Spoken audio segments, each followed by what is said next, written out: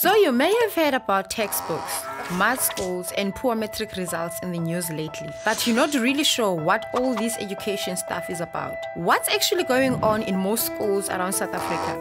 Let's take a look. Of the 24,793 public schools in South Africa, 3,500 schools do not have electricity. Nearly 2,500 schools have no water supply, and nearly 11,500 schools use pit toilets, while 913 schools have no toilets at all. 90% of schools do not have computer centers. 93% of schools do not have libraries. 95% of schools do not have science labs. With infrastructure like this, learning becomes really difficult. According to the annual national assessment done in 2011, 3/4 of grade 6s cannot read and write at a grade 6 level. 2/3 of grade 6s can't do basic maths at a grade 6 level. Let's take a look at our school's dropout rate. In the year 2000, over 1 million learners entered grade 1. By the time these learners got to matric in 2011, just 50% were still enrolled, but just 1 in 5 of them received a pass for mathematics.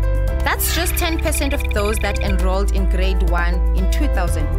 Take for example, 2 schools in Cape Town. In Rondebosch School, 165 matrics got 404 A's.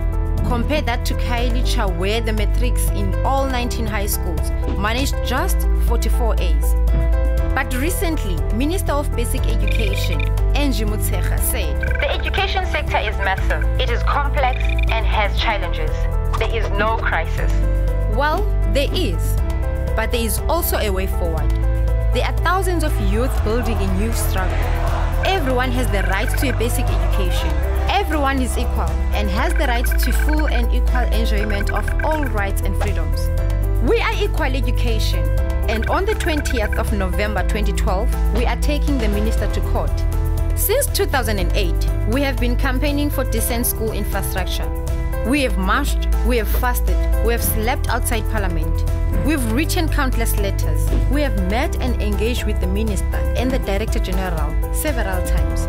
Our campaign, to give everyone a chance to learn in a safe and functional school, is about building a foundation for quality and equal education for all.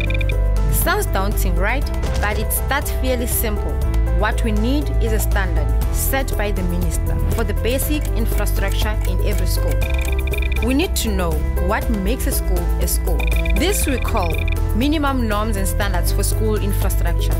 Actually, it wasn't our idea, it was the minister's, but she has abandoned it. In national policy and in letters to EE, the minister promised these standards by the 1st of April 2011. April 2011 came and went. This promise was broken. Only the minister has the power to set these standards, and she hasn't. Reluctantly, we are taking her to court. We are asking the court to order her to set these standards. This court case is ultimately about fixing every school in the country. Winning this court case will give us a plan to fix our schools. The minister will set dates and targets for the provinces, and our communities will be able to organize to get the schools we need. With your support, the legacy of this court case and our ongoing activism, we will be able to transform education. The doors of learning and culture shall be opened by fully stocked libraries and computer centers. School halls will be built for the players already written, and sports fields will unleash talents not yet discovered. We will not worry about classrooms collapsing on us. There will be water for us to drink, and using the toilets will no longer be dangerous and undignified. Our mothers and fathers are domestic workers, bus drivers, and miners. Fixing our schools means hope for a generation who want to be doctors, engineers, and teachers. We are a country that has overcome injustice. We can right the things that are wrong. Every generation has its struggle. It's up to us. Build the future. Fix our schools.